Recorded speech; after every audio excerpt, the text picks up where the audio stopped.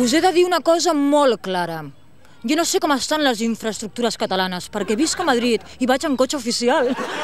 Però vindrà el José i us donarà 400 euros per comprar bitllets de tren. Mola, no? Qui més dona 400 euros? Ui, ui. Ai, que monos que són, no? Són una monada. No sé on és l'Artur Apartis, collons. És indignant que a aquestes alçades encara no es pugui anar de Barcelona a Madrid amb l'AVE. Això perjudica tots els catalans que han d'anar a Madrid a treballar de ministre, eh? No voldreu que vagin amb rodalies, collons. Indignant. El protocol d'execució estipulat a l'article 4.3 bis de l'Estatut de Catalunya és captiu d'un marc jurídic que desactiva els processos transferencials de la comissió bilateral creada ad hoc en el marc del... T'havia dit amb gas, és que estem a la cua d'Espanya i d'Europa. El govern socialista ha invertit menys en infraestructures que el govern del Partit Popular. Imagina't, si l'Aznar invertia 4 duros, doncs el ZP 3.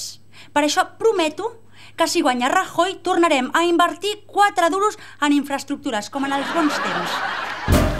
Iniciativa per Catalunya. No volem rodalies. Volem el bici. Per tota Catalunya. Agafar una bici a Vilanova i deixar-la a Granollers.